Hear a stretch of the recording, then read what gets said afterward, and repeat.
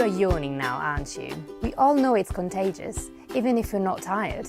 A new study says that yawning is triggered by an automatic response in the part of the brain responsible for motor function. But why we do it, especially when others do it, isn't really understood. Researchers asked volunteers to watch other people yawn.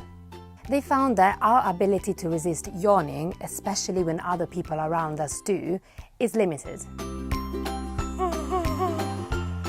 And the urge to yawn was increased when people were told they couldn't. They also discovered that when using electrical stimulation, they were able to increase people's desire to yawn.